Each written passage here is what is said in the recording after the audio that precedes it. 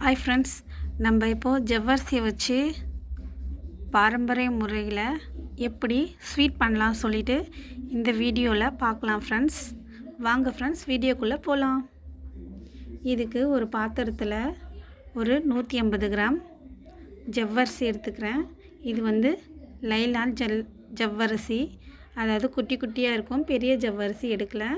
இது கூட நல்லா கொதிக்கிற தண்ணி 1 டம்ளர் சேர்த்துக்கிறேன். சேர்த்து ஒரு 20 நிமிஷத்துக்கு ஊற வச்சு எடுத்துக்கலாம். இதுக்கு ஸ்வீட் ரெடி பண்ணலாம். நல்லா துருவின தேங்காய், ஏலக்காய் சேர்த்து ஹீட் பண்ணிக்கலாம். லைட்டாக ஹீட் பண்ணிக்கலாம், ஈரப்பதம் இல்லாத அளவுக்கு. இது கூட இப்போது நாட்டு சர்க்கரை சேர்த்துக்கலாம். ஒரு 3 ஸ்பூன் அளவுக்கு நாட்டு சர்க்கரையை இது கூட சேர்த்துக்கிறேன்.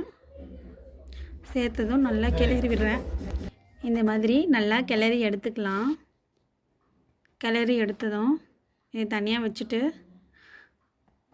ஊற வச்சிருக்கிற ஜவ்வரிசி எடுத்துக்கலாம். இது வந்து குழந்தைங்களுக்கு கொடுக்கலாம். குழந்தைங்களுக்கு ரொம்பவே ஸ்ட்ரென்த். இது இந்த மாதிரி ஊற வச்சிருக்கிற ஜவ்வரிசி எடுத்துக்கலாம். இந்த பழத்துக்கு வந்து ஊற வச்சு எடுத்துக்கலாம். உங்களுக்கு இதில் கொஞ்சம் தண்ணி ஆச்சுன்னா நீங்கள் அரிசி மாவு கலந்துக்கலாம். இப்போ இந்த மாதிரி கொஞ்சமாக உருண்டை எடுத்து தட்டிட்டு உள்ளே வச்சுருக்கிற பூர்ணத்தை எடுத்து இது மேலே வச்சுக்கலாம்.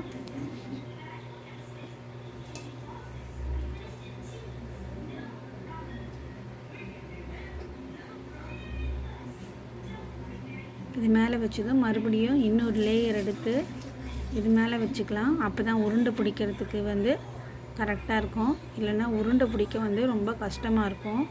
இந்த மாதிரி மேலே தட்டிட்டு இந்த மாதிரி லைட்டாக அழுத்தம் கொடுத்து அப்படியே கையில் எடுத்து உருண்டையை லைட்டாக இந்த மாதிரி பண்ணி எடுத்துக்கிறேன்.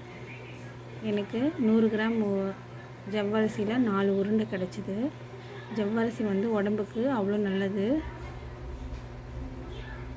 குழந்தைங்களுக்கு வந்து நல்லா ஸ்ட்ரென்த். இது இந்த மாதிரி ஒரு இட்லி பாத்திரத்தில் கொஞ்சமாக நெய் தடவிட்டு இதை வந்து ஒரு 15 நிமிஷம் ஆவியில் வேக வச்சு எடுத்துக்கலாம்.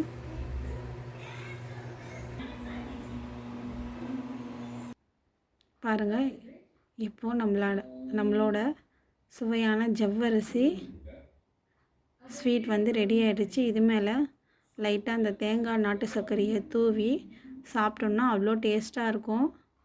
இதை நீங்களும் ட்ரை பண்ணி பாருங்கள் ஃப்ரெண்ட்ஸ்.